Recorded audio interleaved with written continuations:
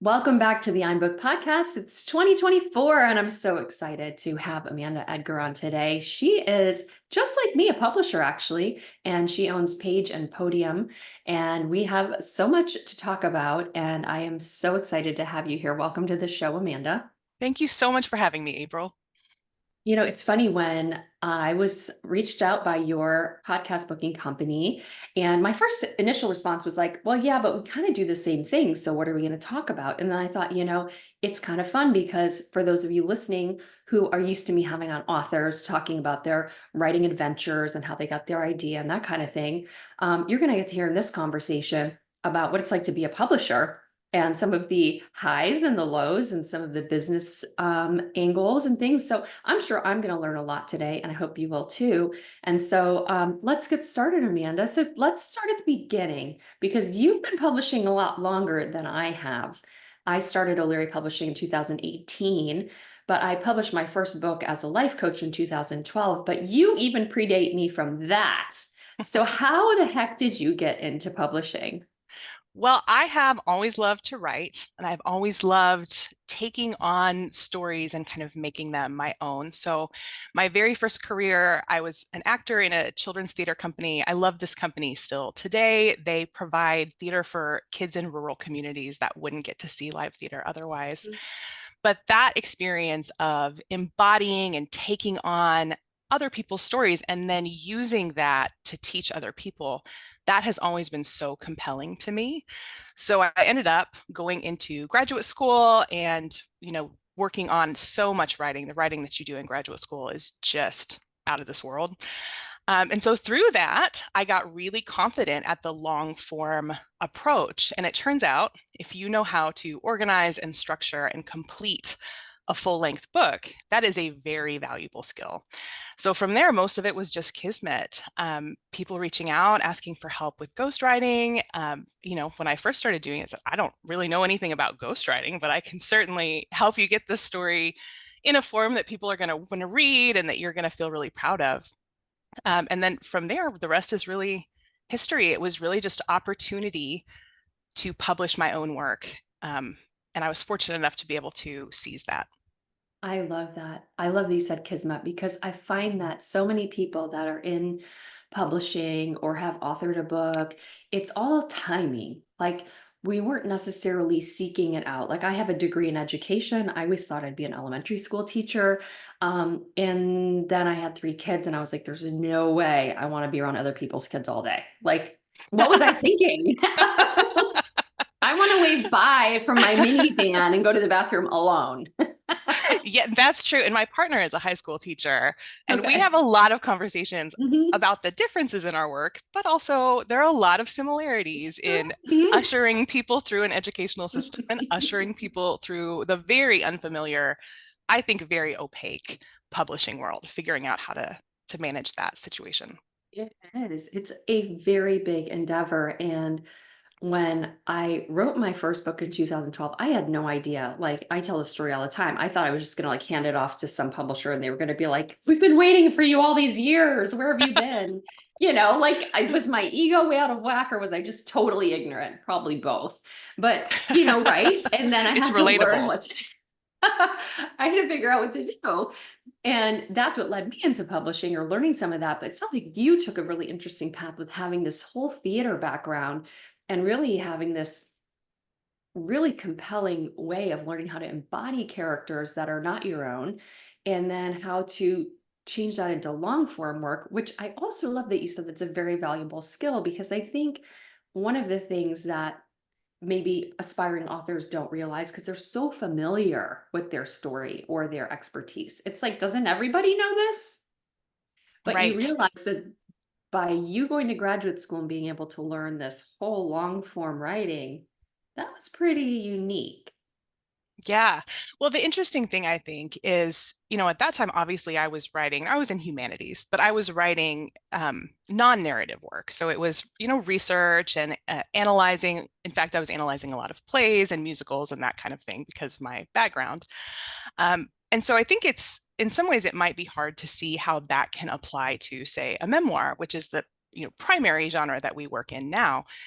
But truly, the steps that you need to write a master's level thesis, or even, a smaller a journal article or a conference paper, the steps of breaking down your idea, figuring out what the central thing you want to argue, figuring out what are the pieces of evidence in a memoir that's going to be scenes. Sometimes it's pieces of expertise from the author's background. How do those fit in there? And then how do you make sure you get it done? That is usually what I find is what authors need the most help with, is how do you structure a year's worth of time or more sometimes to map out this whole really huge idea. And so I am very grateful for the practice that I got that felt so low stakes actually. When you're in graduate school, it's a grade. Well, it's fine. I'd gotten bad grades before that, whatever. But then when you're talking about people's lives, the stakes raise so tremendously. So I'm so happy that I got to practice on my own stuff, because really I feel like there's so much more pressure when it's someone else's story.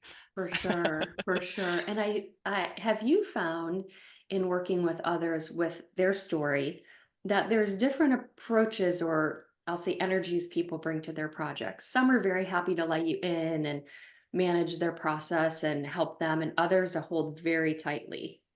I have found that we primarily are working with authors who come to us without a manuscript. So most of our Hmm. work, we're starting at the idea, going all the way through. Hmm.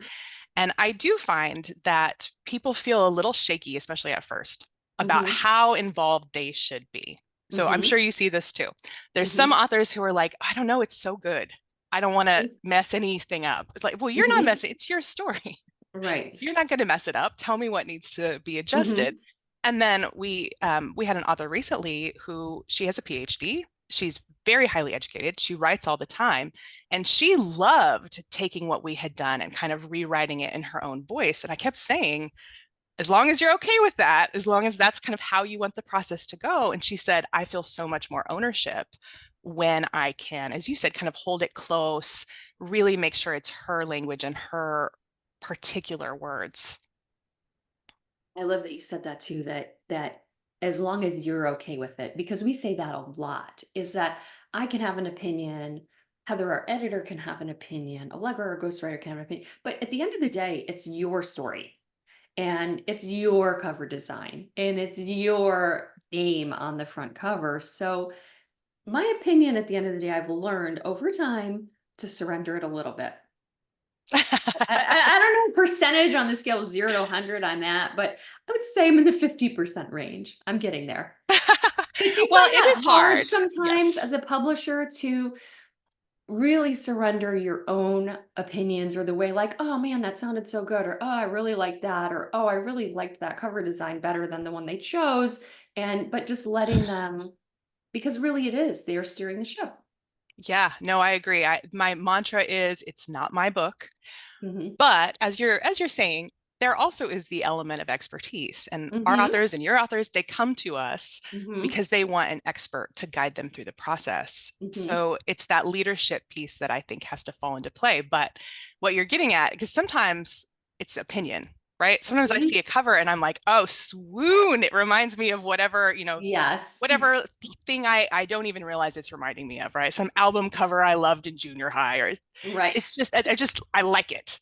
And if the author doesn't like it, then you have to step back, right? And say, is the Mhm. reason that I am resisting their opinion just my personal preference? Or am I resisting because I know there's something better for the book?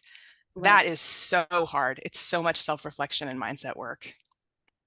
You're totally right. And it's funny because that's one of the biggest, I would say, growth areas for us as a publishing team, in full transparency, is evolving the process of how much push and how much give there is in the relationship, because the author publisher relationship can be very nuanced, and understanding how that author works, how much detail they want to be involved in, how much they want to defer, and all of that. It can be a real challenge to learn, and each author is different.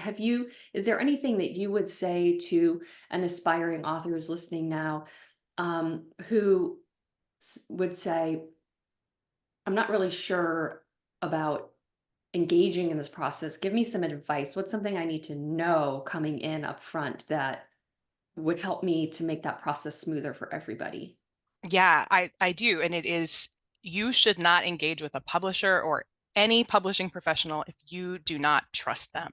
Mm. Obviously, trust is something you have to build over time.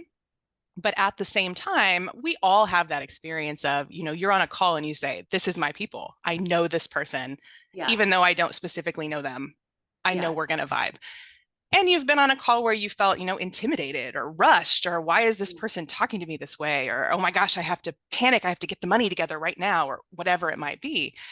That is not a person that you should go forward with. And I tell that to people about myself all the time is if we're on a call and you're feeling like you are needing to call my former clients, or you are needing me to produce like first draft samples, I think we're probably not a fit.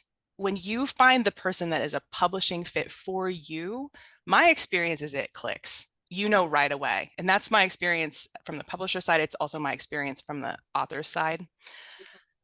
I've been fortunate to work with 3 different traditional publishers, and all of them have been great in their own way.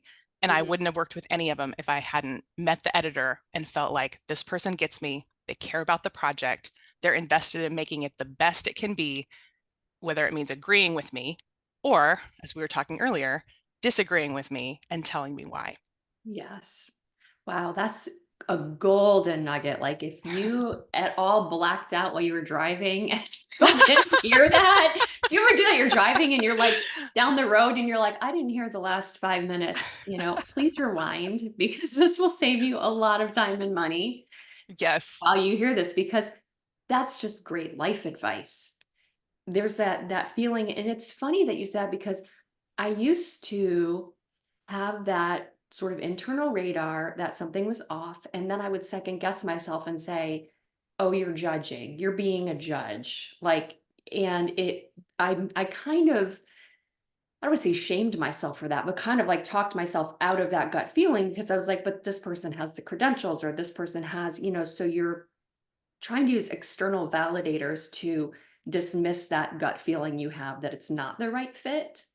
And I think that the gut feeling is really so wise. And Yeah. when you get on that call and you're talking to that publisher, and it's something I do as well. I'm going to use that though now, only publish with those you trust. But one thing I say is that we're not the only game in town. And I encourage you to do your research. It's like buying a car, although most people aren't as familiar with the process because you don't go buy a book, project as often as a car. But, I'm not saying I'm the only dealership there's out there. And I'm definitely not the used car salesman who's going to be like trying to smarm you into something. And we're not the cheapest game either. So you have to know what you want from the relationship. Yes. Well, that's exactly right. And I was going to add that, if you're getting ready to hop on a call with an editor, really be clear about what matters to you. And one thing that I find is that a lot of authors really aren't sure because they feel so unfamiliar about what process is going to come Mhm. next. And I love that about your podcast. We do this in our YouTube show as well, is really try to give a peek behind the scenes, because you have to know as the author what matters to you. And I hear people get kind of hung up on like, oh, well, it's the writing style. Any ghostwriter you work with is going to adapt the writing style to you, right? So that is not a really great metric. Price, you've got to work within your budget. I totally get that. But I think most of us know it's a mistake to just go for the cheapest automatically. So yeah, you have to really, I think about what are the deeper things? What are the things that help you to have really productive relationships in every other area of your life? Because you need a really productive relationship. So it's about zooming out and saying, it's all right that I don't know what's coming. What I do know is who I can trust, how I work best, and what kind of person I relate to. Yeah, golden, really golden. I have to ask, let me segue us into like a little bit of a rabbit trail here, because I know that those who are listening are curious, right, about your traditional publishing experiences. Because we talk a little bit here about independent publishing versus traditional. And when I wrote my first manuscript, the only thing I knew about was traditional. And the only thing I really thought of was like someone's going to like take my manuscript and, make me popular or publish it and get it in Barnes and Noble or whatever. And I didn't really know the different buckets of publishing. So for you as a writer, how did you enter into some of your traditional publishing relationships? And then how did that play into what you're doing as an independent publisher? Oh, that's such a good question. I also did not really know about the structures of publishing. I will say in 2008, 2009, things looked a lot different. It was not as easy. 100%. Yes. So now, really, we have a little short course that you can buy to get your book published on your own, and we include it with all of our kind of smaller ghostwriting package, but that did not exist back then. So I had self-published, books before that don't exist anymore, mercifully, in my very early experimental days. But as I was moving through just thinking about my writing process, writing different books and writing other short form things, blogs, I did a lot of PR writing for a domestic violence shelter in my town and just doing different types of writing. I started having more people around me say, you've got to do a book and you've got to get a publisher. We've got to do this. And I remember the co-author of my first traditionally published book, Andre E. Johnson. We have another book coming out this year in March as well. But Andre came to me and said, we have to do something on Black Lives Matter and it's got to be a book. And I said, who would I be to submit a book project? Who would care what I have to say about this? And he's great. He's a pastor. He's really easygoing. He was like, oh, you know what? It's fine. Just think about it. And then the next week, he's, we really should do a book. I don't know. Who am I? And finally, something in me was like, enough. How do you know it's not you? How do you know that your perspective isn't what's needed here? So he'd published books before, and I'm really grateful to have had his mentorship through that process. But I was first author. I was doing a lot of the organizing and the structure. He was doing a lot of the relating to the publisher. For my next, then, of course, I knew how it worked. So I was a little bit better able to say, here's what I liked about that experience, and here's what I didn't. My next publisher was a little bit different, and our current publisher is a little bit different still. So a lot of it really was just trial and error and then asking other people that I knew. So interesting to have both experiences, right? It's very valuable to have that. And, I always say too, for people who have big aspirations and think they can get a traditional deal, you can always try, because the worst you get is a no. Kind of like you said in grad school, the worst you get is a grade that you don't want.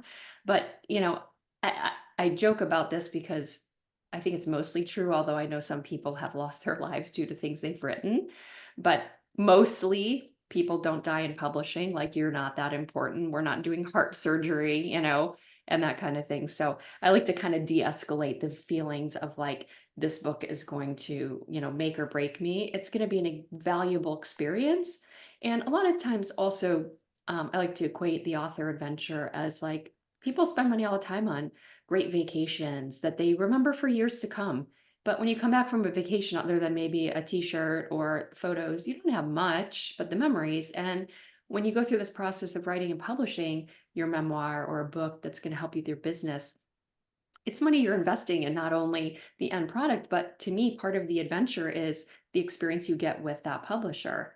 So let's talk a little bit about your process, if we could, about getting someone in the right state of mind and showing, that skill of vulnerability and where to draw the line and what to leave out and what to put in. How do you coach people through that process in writing their memoir? That is such a big question. We talked a little bit about it before we started the actual recording. Um, yeah, the biggest thing, you're editing this, yes? Not usually. I just literally, like, what you I'm so say sorry. is, we're coming out, girl. Let's do it. Well, so what I would say is the vulnerability is a mindset game. Hmm. So while you can feel super confident about your Hmm. message, or you can feel super confident about who your audience is, the thing that authorship is going to turn back on you is you. And there's no way of going forward and, plowing through your story, plowing through your idea, and not having to think about who you are as a person, where your self-confidence triggers are, where the things that are going to pop up and really make you feel like you're not good enough to be in that author's seat. So one of the things that we do is we start all of our projects with 2 months worth of of interviews. And I am a trained social scientist, so I'm using all of the skills that I got from, getting people to tell me things, even if they maybe didn't want to share. Um, That's like, hoo hoo ha ha yes, yes. I mean, ha. so many times. And when my first book is, we talked to people that were participants in Black Lives Matter, and we also talked to people that were in favor of the All Lives Matter take. And that is not my perspective. But when you're doing a social science project, it's important that you get their feedback, right? So it was hours of saying like, oh, that makes sense. Go on. Even when, in my mind, I'm like, I really disagree with what you're saying. You just got to tell me. And I think that having that perspective has helped me build the trust up that my authors feel with me. Um, we had an author that we worked with recently, Victor James Hill. His excellent memoir is called The Ignorant Man's Son. I loved working with him. But very early in the process, we had a couple interviews, and I could tell that he'd really thought about it, and he was sending me kind of drafts that he was working on. And the third interview, I just started kind of probing a little bit, and he started to cry. And I thought, oh my gosh, okay, this is a make or break moment, right? This guy is either going to back up and say, this is too much.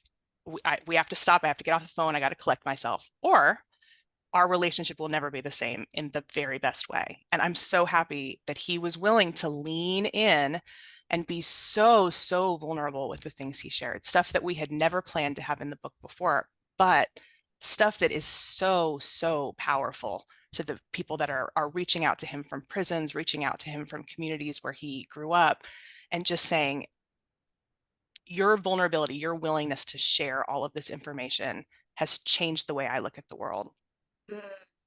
But that is a level of trust that your publisher is going to pull you back and say, oh, let's not go that far. Or your publisher will say, this is so important.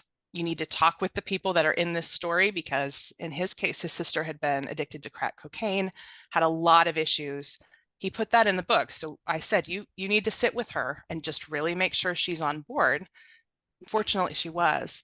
But because of their vulnerability, that book is changing people's lives.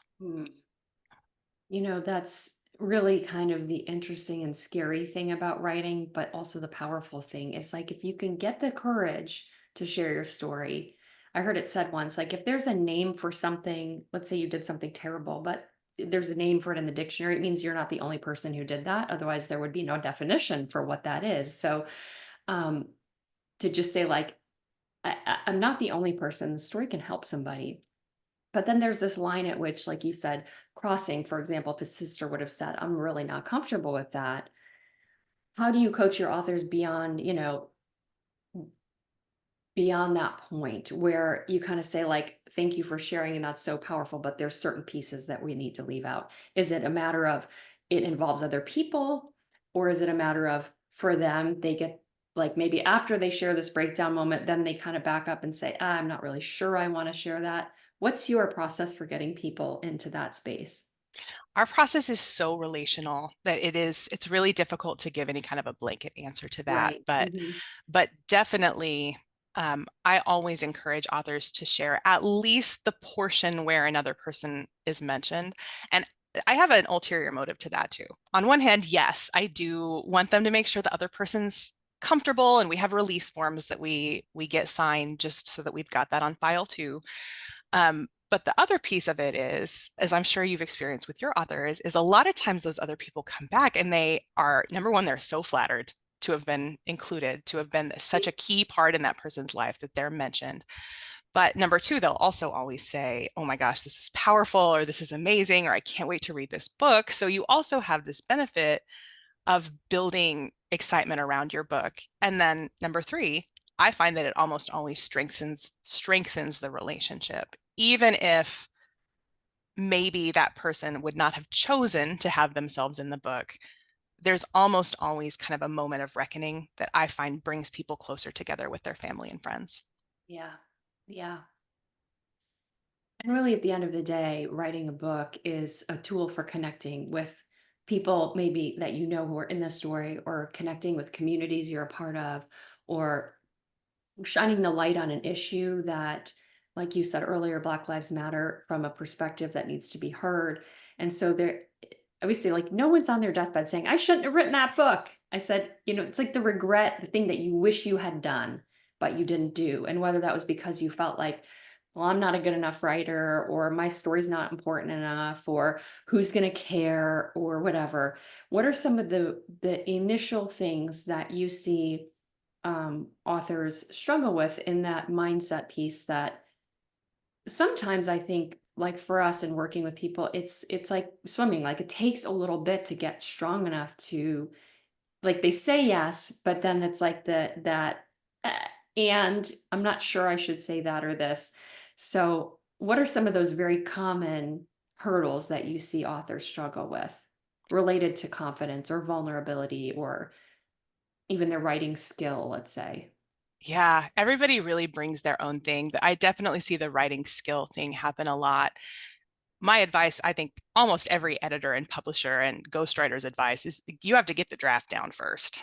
Then we can go Yeah, back through agree. and you can, shape it up and, maybe that thing you were fretting about doesn't even make it to the next draft, right? So Right, just right. leave it and then we'll kind of see how it goes. But the bigger thing really is embracing the visibility that's going to come with being an author. And there is nothing that makes me sadder than when I hear about people that, self-published a book. And you mentioned this earlier with your traditional publishing. And I thought this too when I started publishing. You think you put it out there and people are going to come buy it. You build it, they will come. And that is not the case.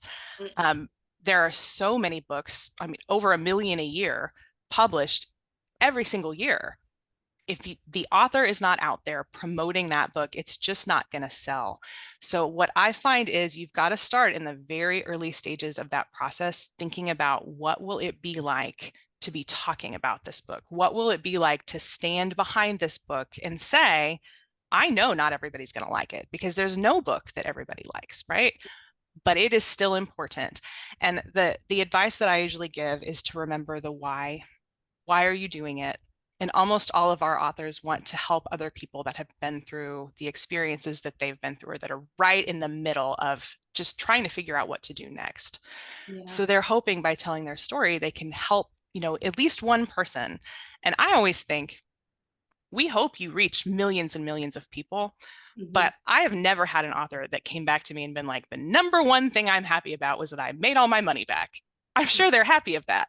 The things Right. they come back with is listen to what this person said to me at this signing. Their life was changed. Or I mentioned Victor Hill earlier. He, within the first month of publishing that book, he got multiple letters from prisons where we made sure that we had copies of the book in the prison library, just saying, oh my gosh, this is powerful and inspiring. And in many of those cases, it was to see somebody like me write a book and share all of this wisdom is such an inspiration for what they were going to do when they were out. So that's the thing you got to remember. And I've never seen an author who, gave a good faith attempt at marketing, but didn't sell any books and didn't get any good feedback. If you get out there and tell the story, the people that need it will find it and they'll come and talk to you. That's the thing that really is going to make it all worth it. I agree. I agree. It's interesting because I've heard, a lot of our authors say, like, well, if it just changes one person's life, I'll be happy. And I say, well, it changed yours. Oh my gosh, So you that's already, profound. right? Because I Exactly. think that the person you are before you write your book, and then that really intense process of getting your story out of you into a format that others can read, that changes you profoundly. And then, yes, it's nice. The icing on top is other people like it, or they leave you great Amazon reviews, or you get speaking engagements or podcast interviews or whatever. But all of that stems from who you have become and what you are willing to share. That's Which I exactly think right. what's a better gift to give yourself than to be able to share and value your story. So I Yeah. want to close with a little bit about, your approach also to helping your authors get into public speaking, because we do a little bit of the same. We have an annual event called Book Naples. Ours is coming up this February. And our authors will take the stage, and it's kind of TEDx style event, but that's not the only thing authors can do, obviously, to speak. A lot of it's podcasting or whatever, local speaking. But what's your approach to helping your authors who want to? Not every author has that goal in mind. So just a caveat there. But what do Sure. you suggest, or what are some of your kind of getting people up onto that platform look like? Yeah. Well, one thing is start really early. I do think a lot of people come in with the misconception that when the book hits, then I'll start speaking. And usually what I find is that there's something behind that, that it's the book is kind of an excuse that I'm not really comfortable now, but when I have a book, then I can do it. But usually if that's the case, the book's going to come out and something else will pop up, right? So Mhm. you've got to start getting used to the idea that you are going to be vulnerable and real and open with strangers very, very early. And I always suggest start with a group that you reasonably know. So, can you speak, if you're somebody that goes to church, can you speak at your church? Are you a member of, Lions Club or Kiwanis or any of these groups in your town? You mentioned Toastmasters. Is there a Toastmasters that you can join? Find something that feels a little bit less intimidating rather than kind of imagining, oh, I'll have this book and then I'll be on keynote stages in front of millions of people. You don't even want that. Right, That would be right. terrible. It's a build up process. And what I find is that authors have to kind of figure out what they like. So some Mhm. people like to be in a in-person event, and they're the keynote speaker. I really love a panel talk. I love a podcast interview and I love a panel talk because Yeah. I want to be interacting with other people. Mhm. And I find that there's so much magic in just exchanging your ideas and letting things go where they want to go. So that's what I aim for. Other people, may find that they really work a lot better in smaller groups and they want to do a little bit more, maybe we might call consulting or kind of going to maybe offices, or we've had people go into prisons where it doesn't feel quite so quote unquote public, but you're still making a pretty powerful difference. But really, my advice is you just have to start. Yeah. There are amazing people out there that can help you. When we offboard our authors, we are always sharing recommendations. We have podcast companies similar to the one that booked me on this show. Yeah. We have a TEDx coach who I really love right now, Jess Sato, and she works with people to help make that book idea into a TEDx talk Mm. and help you get your application and pitch to all of these different places. So I would just say, don't be afraid to ask for help. If you have not done a lot of speaking, you probably are going to need some extra support. Yeah. Agreed. And it's just like, a musician doesn't play, they plug in their amp at the local bar and they get the feedback from the local crowd, and then over time they build up enough audience and enough courage and enough life lessons, because there's going to be times when the mic doesn't work, or your slides didn't work on the machine they provided, or all kinds of like little lessons along the way that become invaluable as you continue to grow your platform. So, Yeah, though, that's exactly there's a right. saying I love: don't despise the day of small beginnings. And I think that's a Oh, really good yeah, to that's have. exactly right. Yeah. Today's the day to start. Today is the day to start. Yep. So I really have enjoyed this conversation. There's so much more I know we could talk about, but I think that the process and the thing that you do for your clients so well and helping them take their idea and get it written into a memoir is such a valuable, valuable skill. And even with your social sciences background and the ways that you can help pull up the stories, I think that for those of you listening who are thinking, who can I work with to help me tell my story? It's talk to people that have those skills. Talk to publishers who will really get into the trenches with you, who will show up on Zoom calls, who will answer emails, who will care about you. And those are the people who you really want to entrust your story with. So you are certainly one of those people. I really have enjoyed this time. This is Amanda Edgar. She is at, tell me your website URL. Where can people find you online? You can go to pageandpodium.com, and we Gotcha. have uh, we have a free quiz that you can take. That's at pageandpodium.com/quiz to Mhm. find your publishing type, your memoir type, and get some advice on the whole process moving forward. I love that. So Page and Podium, and to get to us, it's o'learypublishing.com. It has been so much fun talking shop with you today. I encourage all of you in the new year of 2024, this could be the year that you take your idea and put it out there into the world and change lives, including your own. So thank you for being here today, and stay tuned for one final message from us. Thanks so much.